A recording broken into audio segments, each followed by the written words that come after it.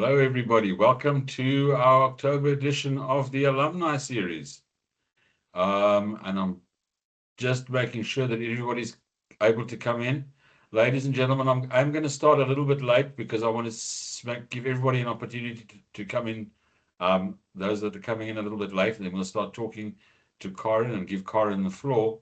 Hopefully, you've all had an exciting and valuable September and October, and things are going well for you, and you've managed to find an hour and a half to spend time with us today and talk about self-confidence.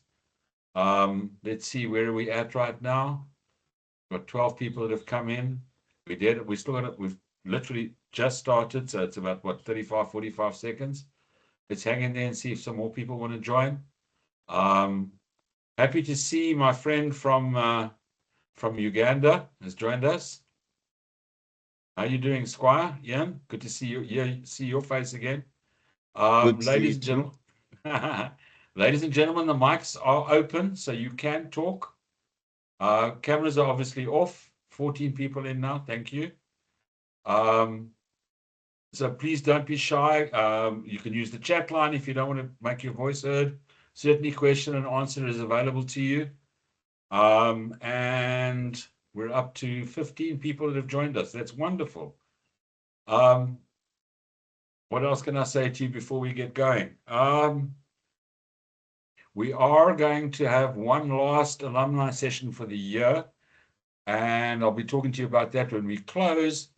As I say, very grateful to see so many people logging in and joining us for the webinar.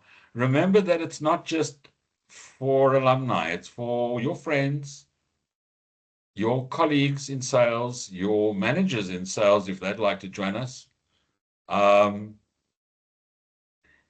Please feel free to offer the opportunity to join the webinar to whomever you think would get benefit from it. We are going to do the last one, as I say, in November, and then we'll kick off the new year with our first alumni session in February. Alrighty then, that's 2 minutes in. We're sitting with, let me just check. We're sitting with 15 people in the auditorium. Let's get going, shall we? Great news. I want to start all over again and say welcome everybody to our October edition of the Alumni Series. This will be our second last session for the year. We are thrilled to be able to have Karin in the room today, Karin Gemmeken. She is an associate of the Sales Institute and a friend. And what can I say about Karin? Well, let's see. First of all, she's a professional speaker. She's a life and business coach, and she's a professional trainer and facilitator. She has worked with children. She's worked with adults. She's been a highly successful estate agent. So guess what, folks? She can sell too. She now focuses on life skills training. So think things like time management, mindfulness, active listening, and the like. I hope you'd find that amusing, Karin. And she works with us, and we're thrilled and very grateful to have Karin with us today. And with that, I'm going to hand over to Karin. It's all yours. Thank you. Thank you very much. Hello, everybody. And I'm very grateful to be able to spend time with you. And I'm hoping that this hour and a half will be logged as an income generating session. Because I know when there's time taken out of a sales day, it's time lost to earn an income. So I'm hoping this will be valuable to you. So we start. My topic for today is trusting your voice, building your self-confidence for sales success. And this topic is very close to my heart, and you'll see why when we start talking about it. I'd like to ask you, though, to take this time out, this hour and a half, and honor yourself with the opportunity to take away something. I know that possibly you're not going to be able to use everything that I say. You might only take one nugget away from what I say, but it would be a good idea to say to yourself, you know what, this is important time for me. And so I'm going to put that phone down. I heard this morning driving to an appointment that we actually lose 6 days a year scrolling our phones on social media and things like TikTok. And I thought, wow, imagine 6 days a year. Also, the children, I hope they've got puzzles and homework and whatever. And yes, all those emails that are sitting in your inbox, they can wait for you for a little bit. So thank you very much for making time for this session. Right, who am I? I'd like to start by just introducing myself, because I think at the end of the day, getting to know your voice and having confidence comes with your story. And we all have a story. Every single one of us has a story that is embedded in the way that we operate and the way that we do business. So I'm a mom. I've got 2 children. I'm married. I've got a husband. We live in the Western Cape. I have a teaching background, as Jean said, and I spent a lot of time in the classroom. And I think it was probably a fantastic starting point in terms of getting to know how people operate and how people think, and starting with them at a very young age to hear how they reason, what their thought processes are, and also what their beliefs and assumptions are, and how these youngsters, these children, draw conclusions. And a lot of time I realized that if there was an issue or there was something in the classroom that became problematic, I could go find the answer in that home. And I basically, like they would say, problem child, problem parent. You basically find the issues that you are dealing with in the place where that person spends most of their time. So I taught for 20 years, and in 2005, I decided to leave the profession and go and start my own business. I was very into technology, training of teachers. I loved the actual training part of it and getting involved in uplifting people and growing them. So for me, I left my school where I was the deputy of that school, and I decided, you know what? My life is in uplifting and growing people. And we started a company training teachers and selling our product. We wrote learning material, and that was what I then decided to do. And I cannot explain to you what the feeling is for a teacher after you've been to school for 12 years and you've been in that palisade fencing and you've learned and you've been subjected to a lot of activities and things. And then you study 4 more years to go back. And then you're locked in there for another 20 years in the palisade fencing. So when I eventually left in 2005, the freedom was unbelievable. But I had no idea what I was letting myself in for in terms of what this new job would entail. I was good at the training. I was good at the writing material. I was good at the working with the teachers. But part of what I had decided to do and that I didn't factor in was the fact that I was now going into sales. Because you see, the products that we were writing, we wanted the teachers to use. We wanted the Department of Education to use. So we had to go out there and say to them, this is what we have to offer. Here is something that we think is valuable. I think what made my job easier at that stage was that I was so passionate about what I was doing. So getting into the car and traveling all over Gauteng to the various schools wasn't actually that hard of a work. The challenges basically was when you got that rejection and you got that no. So part of the 7 years that I had the business, we did a lot of traveling as well in South Africa to take the product to various places. And then in 2012, the Limpopo textbook saga happened. and they found that there was that major corruption and money had been stolen, and they basically stopped the training for us right there, dead in its tracks, and said no more training, no more procurement, no more this, no more that. And I had to close my business. There was no way we could run that business without the income from the sales being generated through the product. So for me, 2012, I sat at the Sibono Discovery Center with my sister-in-law, who at that stage was working for Sotheby's International Realty. And I had my feet on the chair, and I remember sitting there going, what do I do now? And if I think back of 2012 and I think about how life allows you to have challenges and opportunities and all sorts of things that come along your way, and then you've got to decide what to do with it. I can now, looking back, go, it was absolutely wonderful that doors were shutting so that I could embark on something new. Because often we're so fixed in where we are at that we will something to work to the extent that this is what I think I should be doing. So sitting at Sarbona, she said, we were talking about, what the options were. And, basically school was one of those things that I had on the list. I could go back.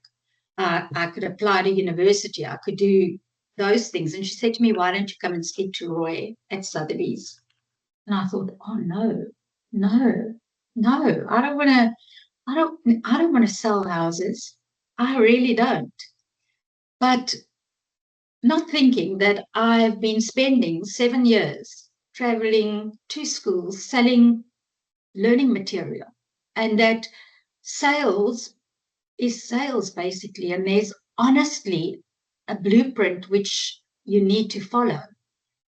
So I thought to myself, well, what have I got to lose? Do I really have anything to lose? So off I went, and I spoke to Roy. The first thing I wanted to know from him is, how long will it take before I sell this house? How long will it take before I make money? Because if we weren't selling shoes or components or retail products or food or anything like that, it was a big ticket item, and it was who is going to put down that 2 million and buy that house. So I took a bit of time in the environment, and one of the things I did was I stood in front of their board of the agents who they were part of the team and the sales team, and I had a look at their stats, because I thought to myself, if I can figure out what needs to be done, I can figure out whether I can do this. And ultimately, part of the decision I had to take there was, am I confident enough to do this? Have I got the ability to do this? And do I want to do this? The other hand was, my choices were very limited.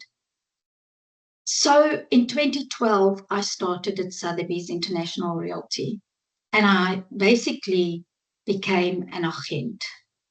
So if I had known this, I think I would have thought very differently about my decision. But at that stage, it was a decision that I took because I had somebody that I knew in the company, and also he told me I would be able to do it. And that self-belief had to grow because I had somebody who actually had the confidence in me. Now, this fact, a report by the Sales Management Association 2020 noted that nearly 40% of new sales hires leave their positions within the first year due to insufficient onboarding, poor sales process design, and the overwhelming stress of adjusting to high demand environments. The Sales Management Association basically based this on 400 sales organizations they surveyed globally. So I was there, but I didn't know about this. And I think if I'd known about this as well, I'm wondering if my confidence level wouldn't have been shaken a little bit in terms of the failure rate. Because when you're told you have half a chance of making it, you honestly, it's what you put in your mind. Robin Banks is a speaker in Joburg who says it starts with a thought. So I'm very pleased I never had this information, because when you plant that seed and you have that thought, you are programming yourself to think in a certain way. So the question is, how, if I knew this, how long would I have lasted? Next time. Okay. So the question is, how long would I have lasted if I'd known this? How long have you lasted in your sales environment? How long do you want to last? How long do you want to take? Because sales is hardcore in terms of what is expected of us. So this was me. I was now an agent, coming out of a school environment, and where I came into the office and I didn't really have a clue. I never sort of linked and said, okay, well, what I've been doing with the learning material is phoning, making that database, speaking to those people every day, visiting them, getting the rejections. And I didn't put that process into a formal structure when we were doing it.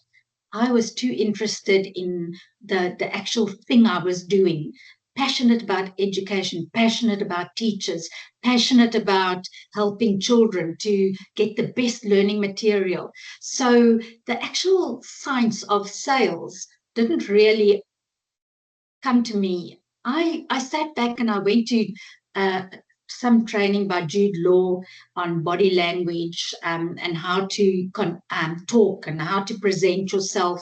I went on a couple of how to do closing, how to do objections, but nothing really serious, because in my mind, I was presenting learning material and it was an obvious thing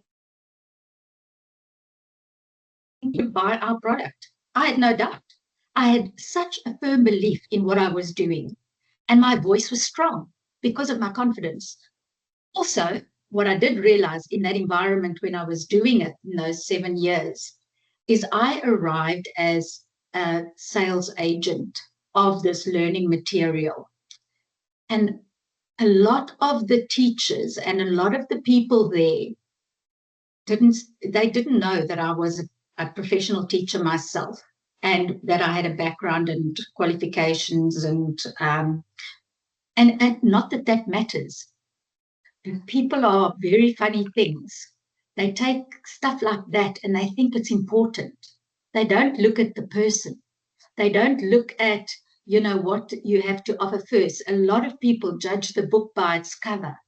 So and I didn't necessarily walk in there and say, oh, well, I'm a teacher, we wrote this material. I sometimes went in there as a sales agent. So becoming a sales agent, really becoming a sales agent, because in this Sotheby's and in the real estate industry, I really honestly had never sold a house and I had no clue where to start. So the first thing I did was, after I was onboarded, and also the onboarding was, I think the reason why we say that onboarding is such an important thing is because there needs to be that blueprint that gives you that confidence. In other words, when I am starting out, what are the income generating things, the KPIs, key performance indicators that I need to follow so that I can get a head start, so that I can gain the confidence? And those are the things that when I joined Sotheby's, suddenly there was a blueprint. Suddenly there was a document, and it said, you have to do the following. Initially, I was printing documents like an academic.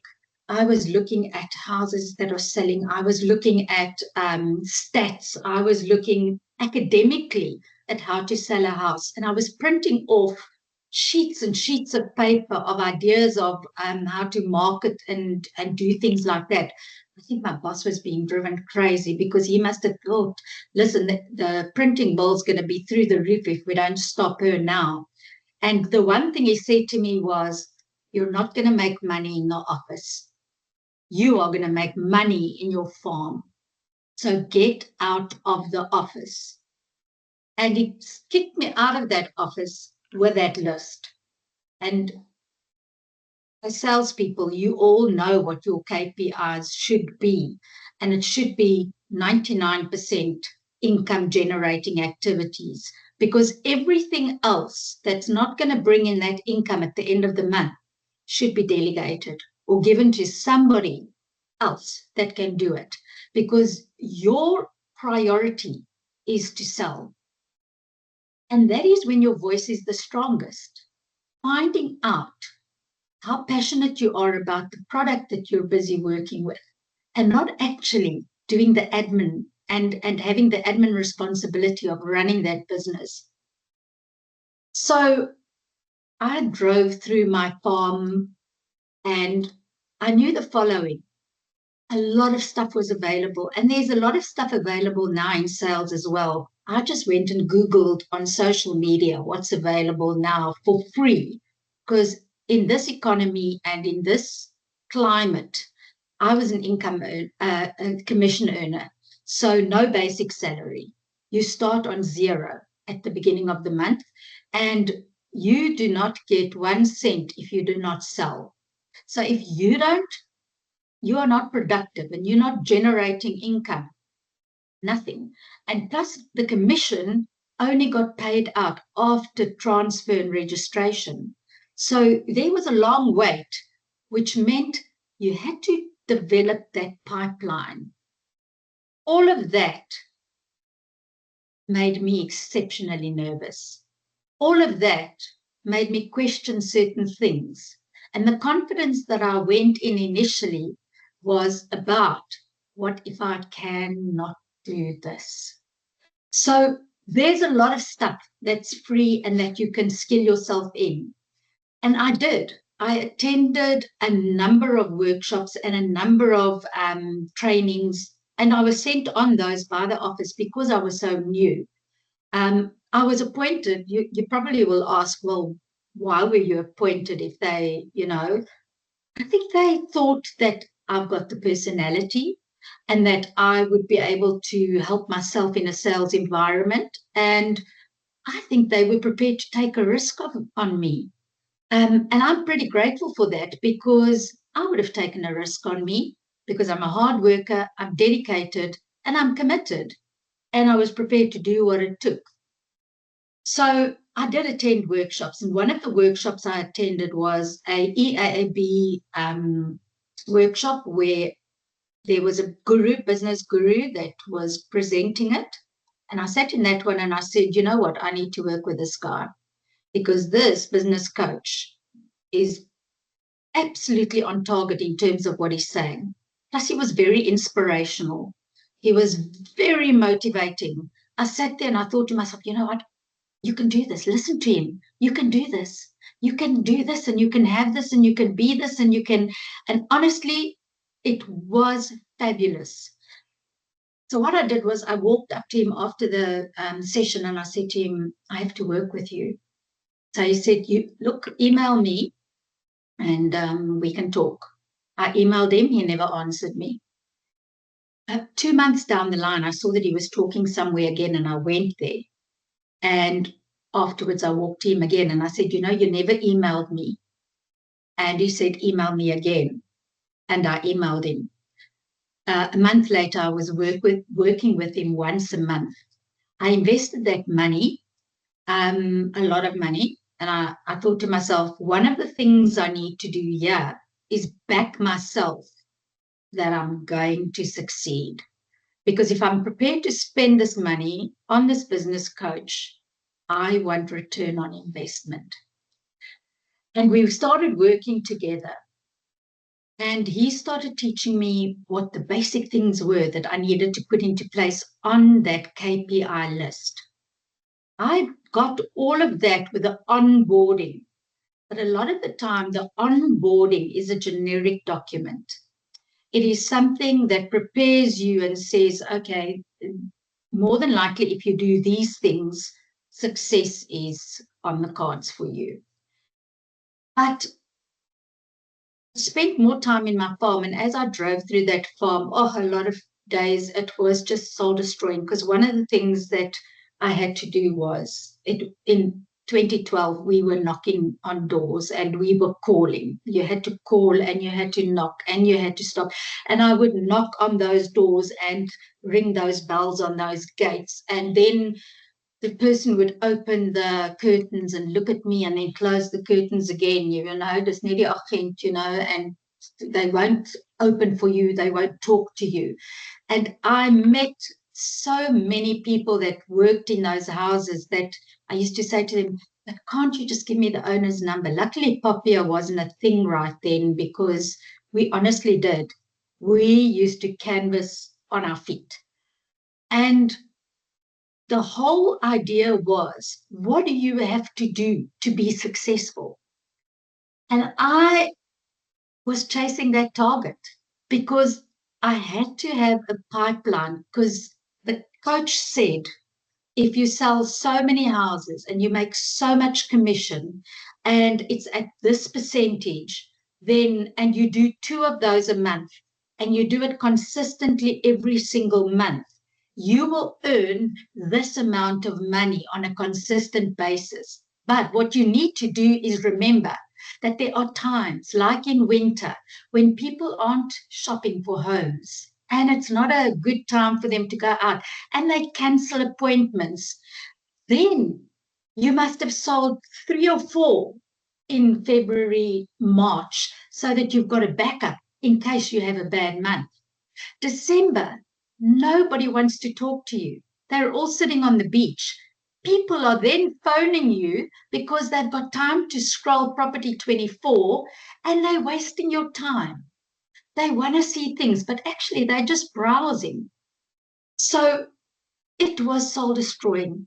And I wanted to know, what is it that makes this job easier? What is it what is the winning recipe? Because I found sales exceptionally hard. I found picking up that phone and people don't know you and they judge you before you even start. You're like a call center agent. And when you phone and say, and then you've got to figure out what your script is going to be so that they don't put the phone down in your ear. So driving to my appointments and meeting my clients, I tried to understand what made the process of sales difficult. And I wanted to know as well, how many trainings did I have to attend before I'd get good at this? Where's this level of success? Like, when have you arrived? When is it kind of a given that now it becomes easier and you'll be able to sell 2 a month? What I did find out is there's only one thing that makes it easier, and that is finding your voice. And I realized that sitting with the clients in the house. So for me, the big thing was, if I could get into that house with that client, that was my golden egg.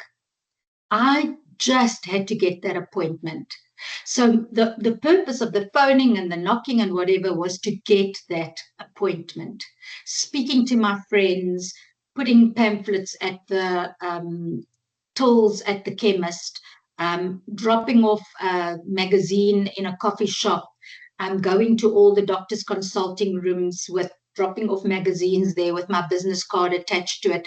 The only reason I started doing things like that, and I had to do that. That's my income generator. It is my KPI. He gave me 10 of this, 5 of that, 7 of this, 3 of this every day. You wake up in the morning, you get dressed, and you go. You do it every single day. And I'm sitting here, and I'll be absolutely honest with you. I couldn't do it every day. I could not be rejected every single day, 10 times a day. It was so tough. So if I could get into the house and I sat there with a client, the opportunity I had there was showing them that I'm authentic and that if I was assertive in expressing my thoughts and feelings, I could get them to trust me and like me. Because ultimately, people do business with you because they trust you and they like you. So your voice makes a difference. And I'm not talking about the tone of your voice or the quality of your voice. I'm talking about what comes from within you. Because ultimately people say, yes, but I don't have the choice or I don't have an option. I have to do this job because that's what's available right now. I haven't got any other skills. I haven't got this. I haven't got that. What I was truly unprepared for what I was going to find. I thought after 20 years of teaching, I know how to speak to adults. I know how to speak to children. I'll be able to engage on an intellectual level or on any level until I got there. And what I realized is whoever was sitting across from me, depending on how they perceived me and what they thought about me and how we interacted initially and what I said to them, it was going to determine the outcome of that meeting. So the big thing was I started realizing what makes sales easy is getting this part right. So, sorry, that jumped a bit quickly for me. So what is my role? My role was to apply 4 steps. Number 1, know my client's story. Because you see, every meeting I had in a house where I managed to get into that house, if I could just get my feet in that door, I could have an opportunity to have a dialogue. And the dialogue, I realized, was a practice thing as well, because ultimately we had many scripts that we could use. My coach also gave me many scripts. And I realized initially you go in there scripted and they don't believe you. They don't trust you. They know you're scripted. It's like when a call center agent calls you and tells you, is this so and so? You immediately know they're scripted. So the practice was about asking the right questions to find out the right information. So I had to learn, and I learned that the hard way because I got it wrong a lot of the time. In that first year, really a lot of the time, because I didn't ask about their stories. I didn't walk in and look around me or walk into the person's office because I didn't always do home visits. Sometimes they didn't want to see me in their homes because they weren't interested in selling. They would see me in their businesses. So I would have to realize that we've got to find a point of contact. I've got to find something that they're interested in so that I can connect with them. Once I've done that, I need to establish their story. I need to establish why it would be that they even entertain the thought of seeing me, because there's always more to it. The second thing I needed to know is what's my client's values. Because once or twice people would tell me, you come across too strongly. You come across too domineering. You come across too bossy. You come across, and I think to myself, oh, it's probably true. It is probably true because I can, when I want to get my point across, be strong-willed in terms of how I do that. So also I had to temper myself and say to myself, okay, your value, your highest value, my highest value, Karin Gemmeken's highest value is honesty, integrity, my family, and financial security. So a lot of the time when I was making those appointments and honoring those appointments, I was doing it because I was doing it for my children, and I was doing it because I needed to make an income, but I was doing it as well because I now had to make an authentic living out of this new chapter that I was given. And people say to me, but why didn't you go back to school? I can tell you now, the reason why that happened was in 2012, when I started uh, selling property, who would have thought that in 2014 I would lose my husband and I would be a single parent? Now, as a teacher, I don't know if many of you know what teachers earn. And even in my business, we weren't pulling in massive profits because we were GSSE vendors with the Department of Education, and they wanted, as part of a contract, they would want you to do the catering, the manuals, the this, the that, and once they even wanted us to pay for the buses, which means I made something like R1,000. And honestly, that we made a bit more than that, but there was that kind of thing. So there was various reasons why I thought to myself, I can go back to school, but I'm going to give this a shot.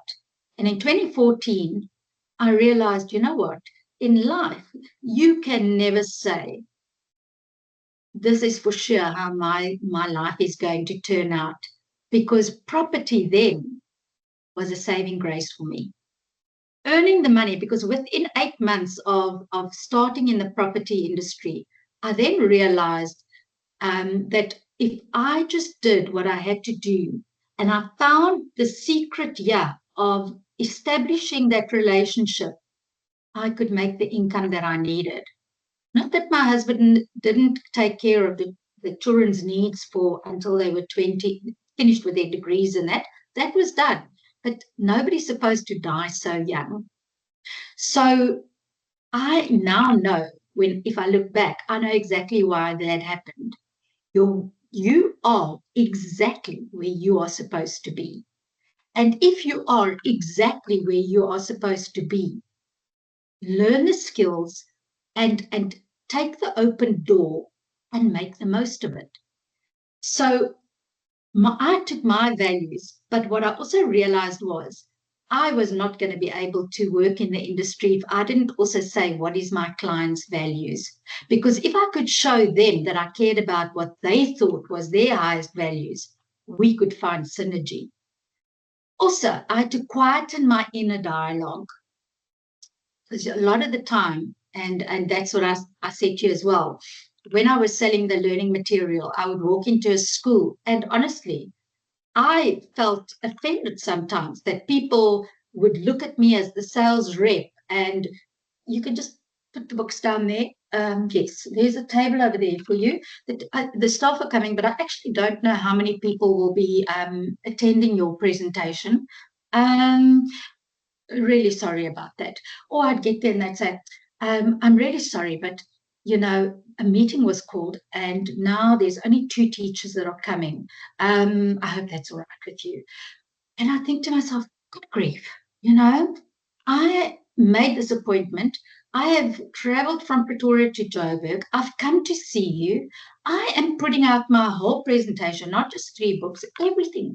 And I'm prepared to give you my heart, soul, lungs, eyeballs, everything. You're going like, oh yes, oh yes, yes. We remember you were supposed to come. Hey, so I had to quieten my inner dialogue and say, hey, hello, I'm also a professional, because I realized to find value in myself, am I always going to have to tell people who I am and what I do? And it's that thing of at the airport when you say, this person doesn't know who they are. And so it's a bit of a joke for me. But quieten your inner dialogue. The other thing is the person that you get to when you're sitting there, you've got 2 ears and 1 mouth. So when you are listening with these 2 ears, normally the 1 ear is listening to what they are saying. We should be listening with both. But you see, this one is the inner dialogue. And it's going like, oh man, look at his facial expression. Oh no. look at them, they're not interested. Oh, look at what this one's now doing, look, that one's now picked up their phone, they're on their phone, they're not interested. Oh, then I'd get into a house and I'd sit across the table and the person would be obnoxious and rude. And you know what? Oh, but everybody says that. Everybody says that. And I think to myself, you don't even know. You haven't even given me a chance. And then it's quietening that inner dialogue and backing yourself with what you have prepared to share with this person. Finally, I had to learn to develop my communication skills because I was that teacher that always had the good idea, and I was an extrovert, and I could do this and I could do that, and I was pretty much was a confident person. But what I realized in my real estate career was I was also a little bit arrogant. Okay. And I had to stop that and listen to people. And you know how difficult that was, because that was my weakness. Because when you're teaching, you're talking the whole time and you're repeating yourself.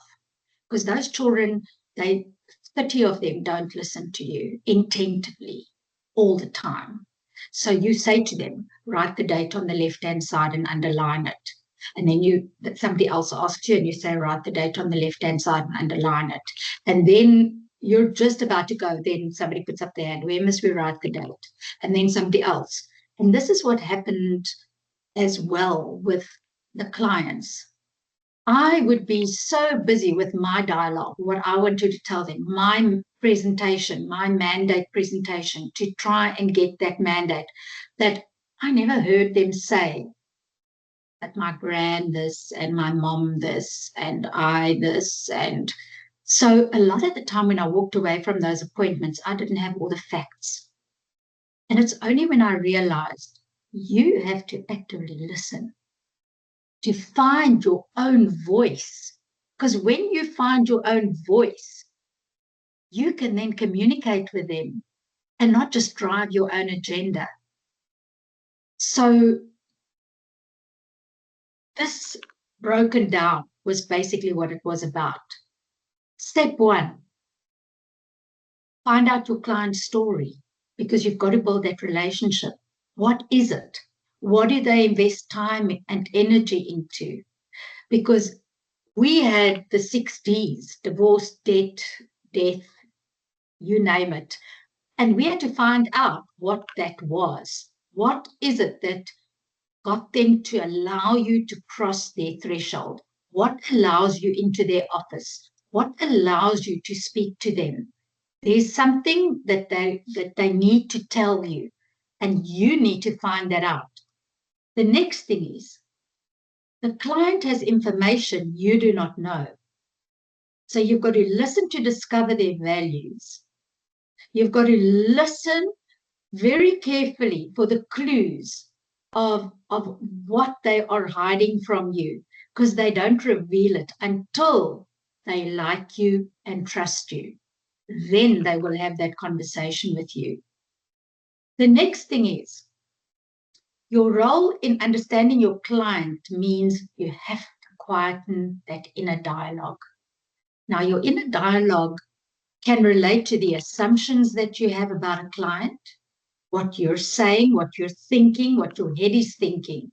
Because remember, if we only operate factually, we get the truth.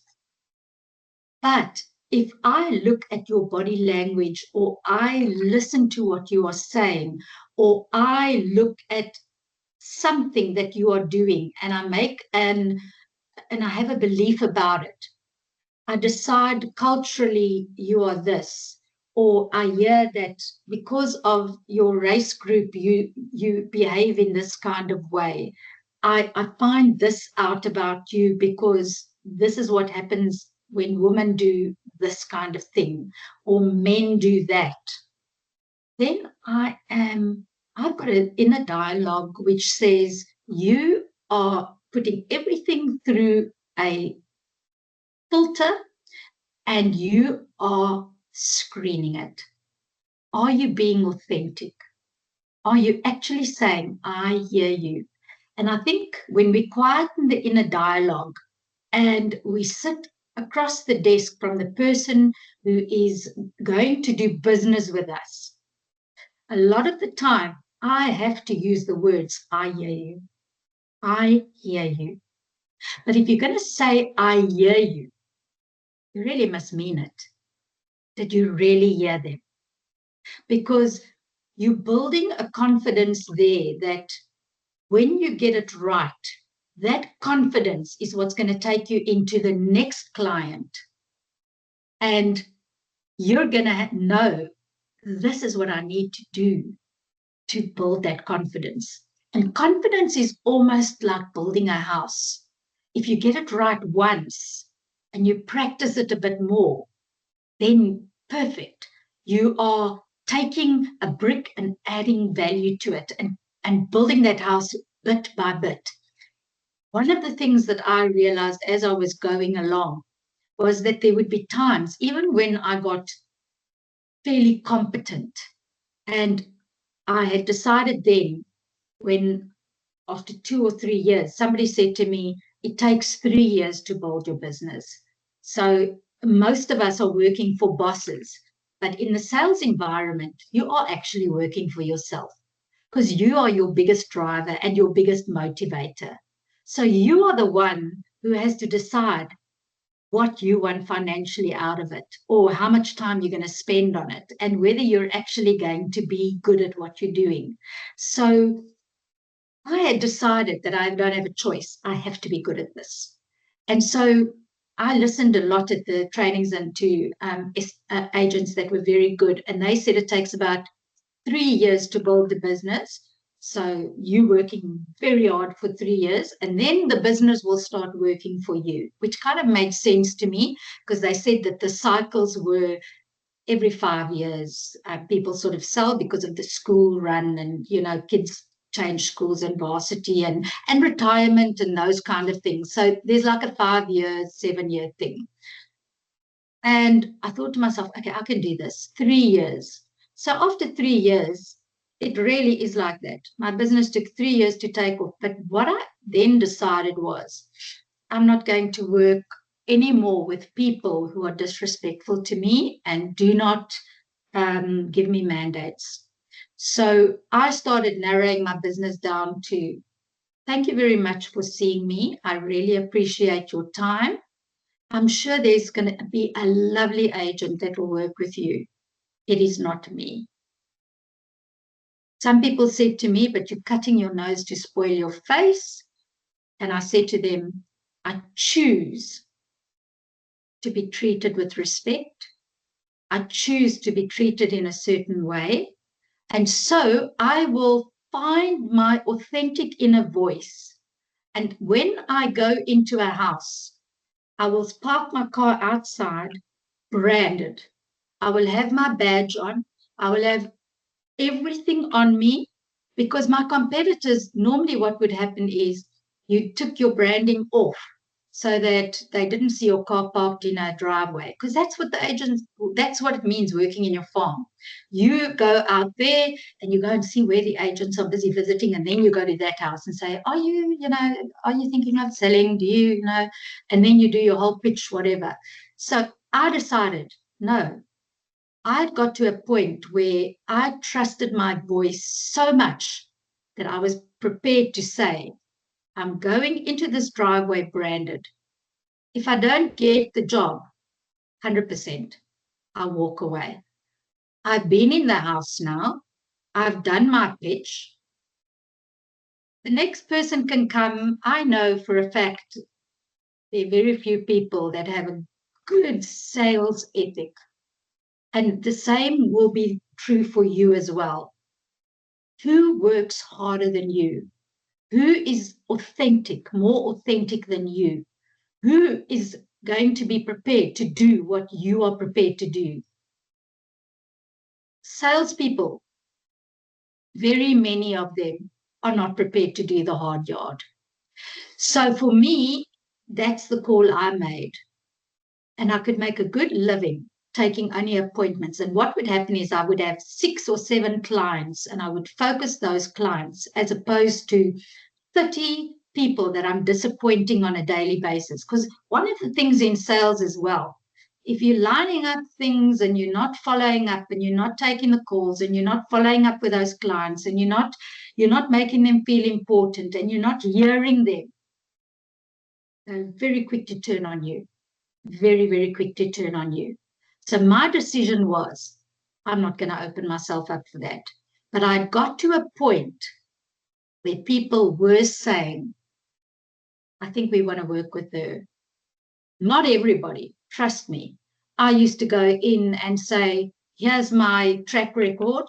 I've sold so many houses. I've got them within 8 days at this percentage, and I've done this, and I've done this, and I've done this. And people would still turn me away because that's the nature of this.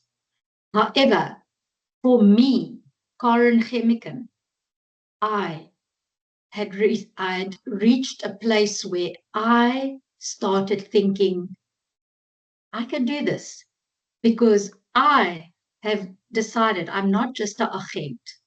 I am now somebody that can communicate with you and help you solve your problem. Because that's what they taught us in all the trainings and things like that. They said, once you serve people, or once you find their pain point, and once you solve their problem, that's when you will benefit from it. So for me, that became I have to do that in the best and the most efficient way possible. Because for me, this running around every day, getting lashed and hearing on a daily basis how pathetic agents are, how pathetic salespeople are. One of the things I heard often was that salespeople are the biggest BSs that you can get, and that you can't trust them, and that you can't this. And that dialogue, while I was driving in my farm, thinking to myself, how do you change that dialogue? You only change that dialogue when you actively do these 4 things. So you develop your communication skills, you get the listener's attention, you connect with what interests them, you discover what's important to them, you repeat the message, and you get them to buy into you.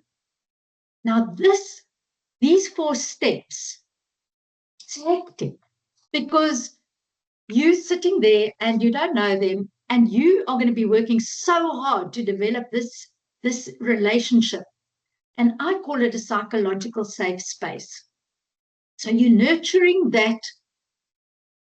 those first 15 minutes to create an environment where people feel encouraged to share conversation without fear of personal judgment or stepping on toes.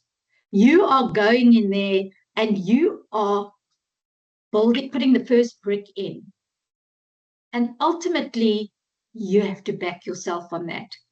And my coach said to me in the beginning, oh man, if I can tell you how many times I cried like this on the table with him and bawled my eyes out and saying, doing all of that, and I'm still getting rejected. And he just always used to say to me, remember, you've got to go back 6 times. And then I'd say, okay, no problem, got to go back 6 times. But the one thing he also said to me is, you're not going to win it all. You're never going to win it all. So when you get into a situation where you're working with somebody who's really giving you a hard time and you know you're not going to get this business, you know you're not going to get this deal, then you go, thank you, Mr. Seller. My time is over for you. In internal dialogue now, because I gave myself permission to say that. Now I am going to practice on you. And then those scripts, that thing you wanted to say to somebody and you thought, I wonder how that'll go down. Now, because you're not going to get the job anyway. You are not going to be appointed. You are not going to get the contract. You are not going to get the deal. You are not going to sell that product. So you know what? Use the time wisely. And I'm not saying be mean or ugly, or because honestly, at the end of the day, what is your highest value? you still want to walk away with integrity and with your dignity, and you don't want anybody to say anything about you or your brand or your reputation or anything like that.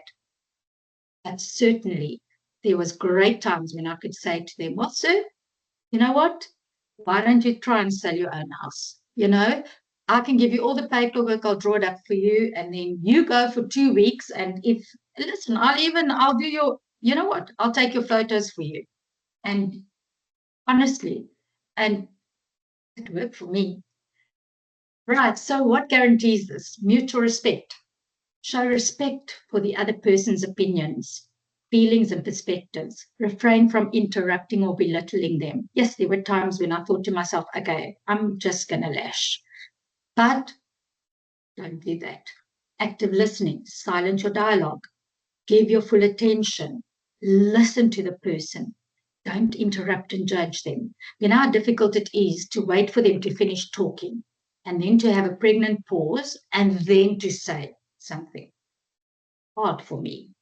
But I have learned that that is what you need to do, because otherwise you talk over them. Empathy. Consider the emotions of the person and their perspectives.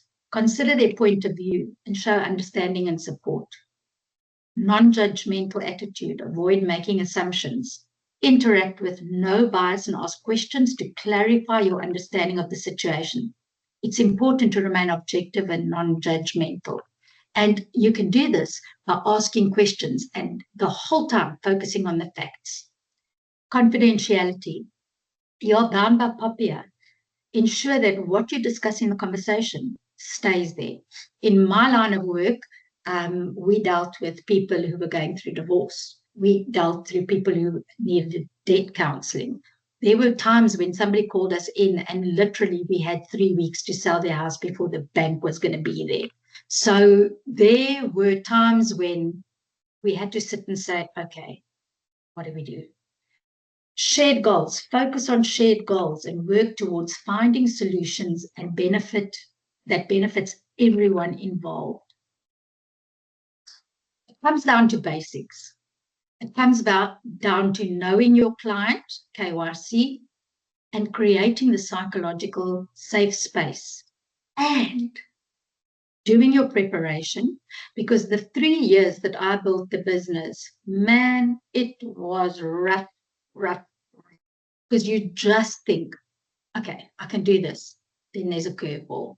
Then they change something, or they bring in a new clause in the contract, or they, and I'm sure that some of you have got service level agreements and things like that, or some agreements that you have to do. Then they change something. Then you've got to do that again. Then, like with us, it was building plans. And then the people say to you, man, this grass duck in the back of my garden is legal. It was legal 30 years ago. It's legal.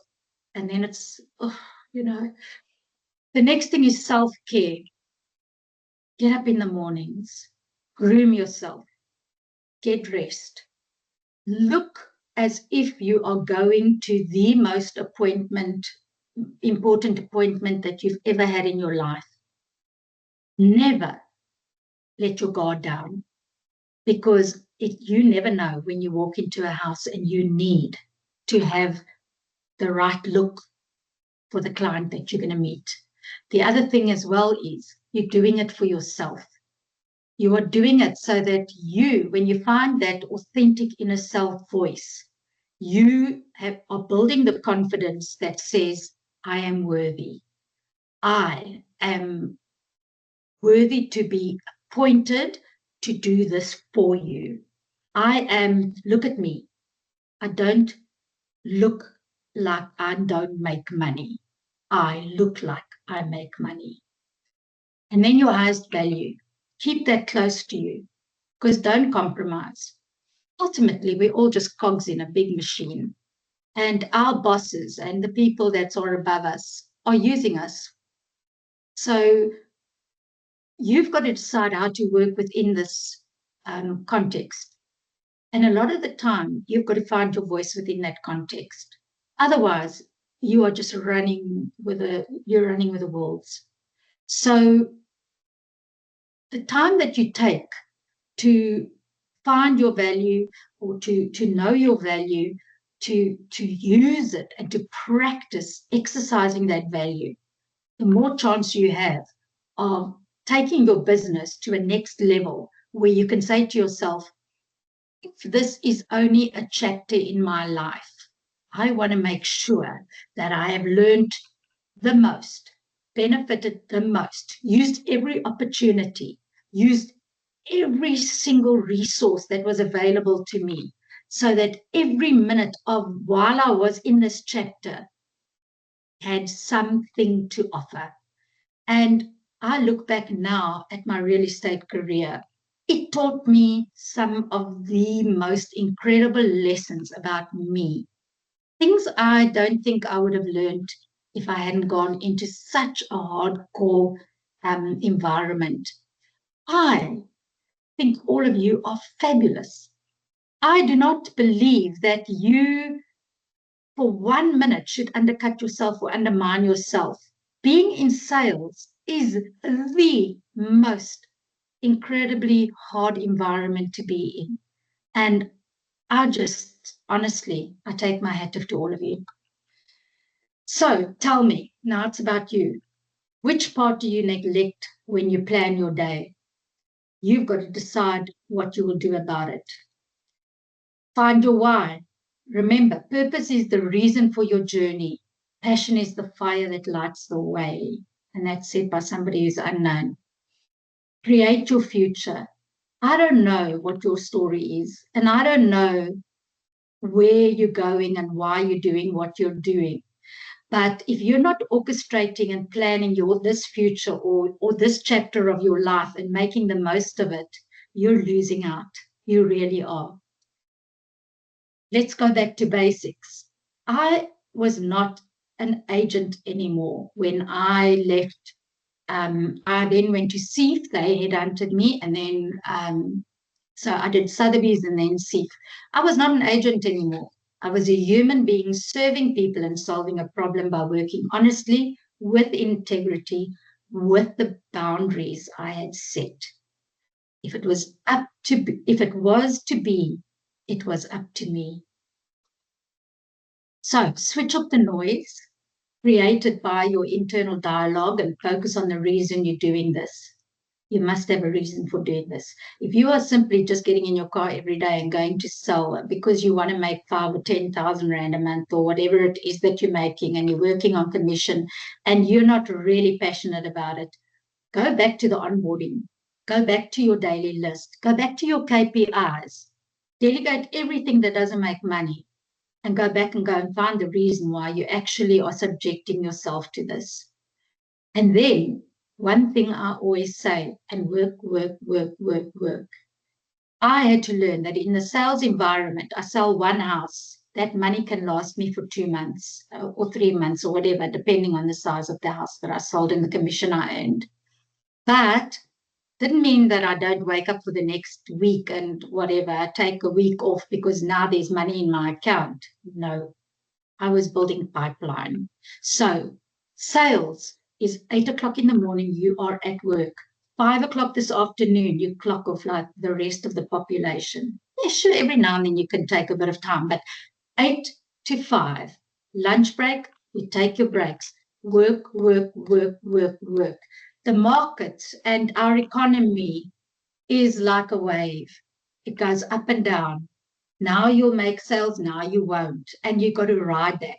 So when you're in a dip, work, work, work, work, work, work, work, work, work. Now the end of the year when things are quiet, work, work, work, work, work, work, work, work. Because the preparation you do then is going to pay off in February. If you do nothing and you take that holiday, you should, if you haven't taken a holiday in the year, take it. Your annual leave is so long. The rest of the time, work, work, work, work, work, and build your inner voice. Thank you.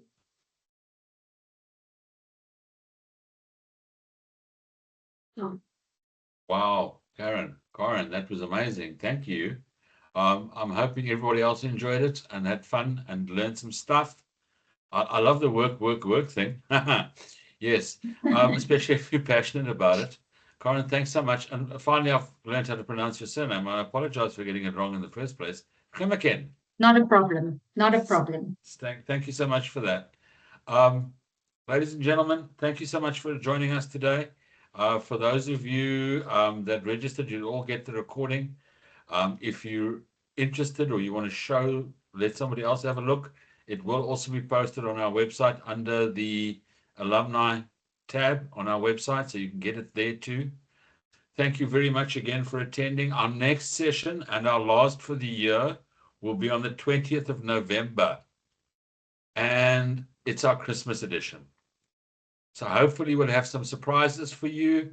Hopefully we'll have some interesting thoughts for you. What you take away with you when you go on holiday. In South Africa, of course, we all shut down on the 16th, don't we? Or do we? Maybe we can chat about that. According to Karin, we got to work, right? So maybe we do, maybe we don't. Maybe there's ways to do this, and maybe there are some strategies that you can use. But join us on the 20th. I'm not giving it a topic. I'm not revealing the topic right now, but it is our Christmas edition, and hopefully it will be a proper Christmas edition. I look forward to seeing you all on the 20th. Please invite your friends. Please invite your colleagues. Please invite your management. And most importantly, please tell us what you'd like us to talk about.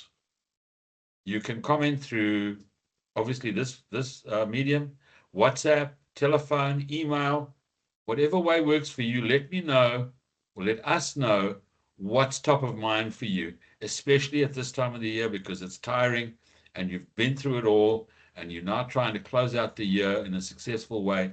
What would you have liked us to speak about, or what would you like us to speak about when we kick this thing off again in February? I look forward to seeing you all on the 20th at 3:30. Please take care, have fun, sell lots, make lots of money. And what does the lady say? Work. See you all. Goodbye. Bye-bye. All right, thank you.